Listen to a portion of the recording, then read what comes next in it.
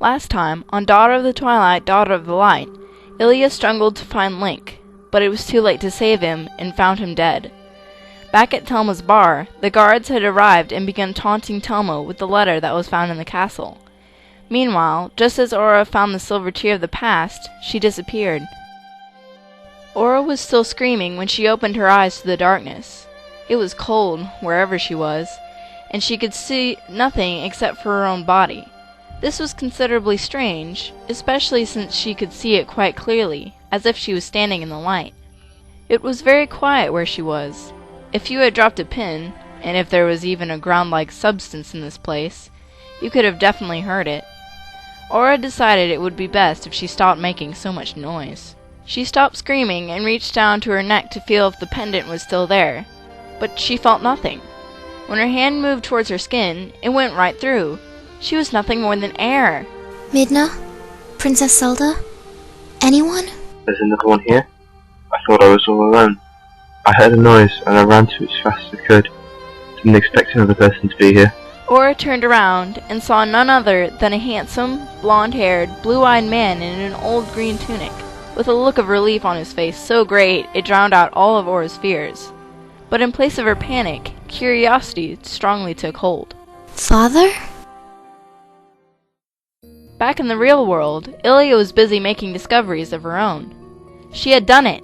Ilia had finally found him! Link was lying face first on the ground, sprawled out in what looked to be a very uncomfortable position. In fact, it looked like he wouldn't even be able to breathe while he was lying like that. She rushed over to him and immediately moved his body so that his face was no longer buried in the sand. She wrapped her arms around his body and dragged him up on her lap. Ilia held Link's bloody, motionless frame in her arms. She shook him, gently at first, and then with more force. Hey! Link! Wake up! Come on, say something! She put a hand to his face and jumped. It was so... Link! Damn you! Wake up! Wake up!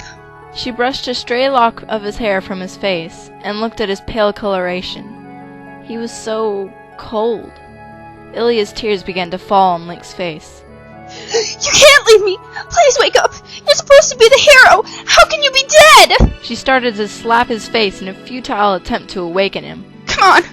Just open your eyes! Twitch your fingers! She began to trace her fingers up and down his neck in an attempt to find a pulse, if only a faint one. Anything! Give me a sign! Please! You have to be alive! But there was none. No blood was pulsing through his dead, dried-up veins. He was gone, and there was nothing that Ilia could do to bring him back. New tears began to fill Ilia's eyes. She clung to Link's dead body even tighter. You can't leave me yet! How am I supposed to get home without you? What am I supposed to tell everyone back home? I never even got to tell you! I didn't get to tell you how I felt! Link, I love you! Wake up! I love you! I love you! She began to cry even harder and hold on to him with her other arm even tighter than before. She cried into his chest, getting her cheeks spattered with his blood. But he did not wake up.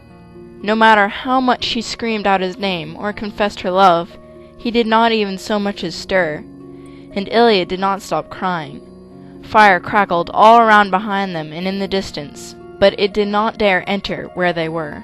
It was as if somewhere, someone higher up was giving them one last reprieve. The wind kept blowing, the sun continued to rise higher into the sky as morning died away, and life elsewhere kept on moving in the same way. Or so it seemed. Link had fallen, and somewhere very close, his fall had brought about the rise of someone else. And this time, Link would not be there to stop him. Was this it? Was this the end? The events taking place quite a ways away at Telma's bar were slightly more jovial than the events at the desert. I see that now you're willing to lend us an ear. The guard waved the letter playfully in front of Telma's face. Telma scowled at the guard. 2 ears, if you please. Now stop that, it's terribly distracting. She reached out an arm and tore the note from the guard's hand, and let out a brief chuckle.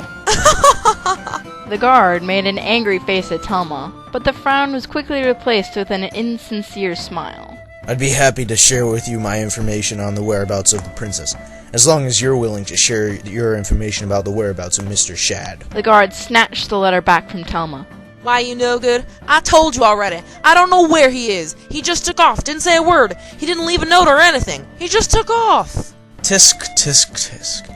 I guess I can't tell you my half of the story.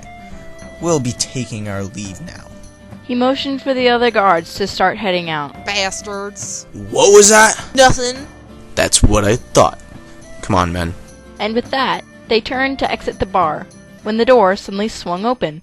I'm back. The man was awfully cheerful, his arms full of scrolls, books, and quill pens. Then he opened his eyes and saw the guards. He looked towards Telma. Miss Telma? What's going on? There's not trouble again, is there? Telma's ears perked up at the sound of the man's voice. She looked over at the man. Shad, it's you! It's really you! Well, of course it's me. Who else could I be? He was still as clueless as ever. He pushed his glasses up on his face with his one free hand as he repositioned the scholarly materials on his hip. You're back. Telma put on a devilish grin and began to address the guards. You better be staying for a while and explain until everything is clear.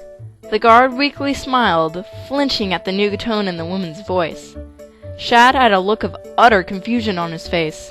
This was very unusual for him, as he was usually the bright, witty one of the bunch. Why don't the sorry lot of you make yourselves comfortable? You won't be getting out of here for quite some time. Back in the desert, deep, cold-hearted laughter could be heard echoing throughout the entire structure of the Arbiter's grounds. Laughter that was so familiar it was frightening. Midna and Zelda were frozen in place as they listened fearfully to the laughter of the one man they knew who was behind it all. How did he come back? I do not know. Never in the history of Hyrule has he come back for more in the same generation before. This is very unexpected. Do you think he was behind Aura's disappearance? I don't know. What do we do now? We have to get out of here, and I mean now. But what about Aura? She's gone! But what if she's... Midna, it hurts me just as much as it hurts you that she has vanished. But no matter how hard we search for her here, we will not find her.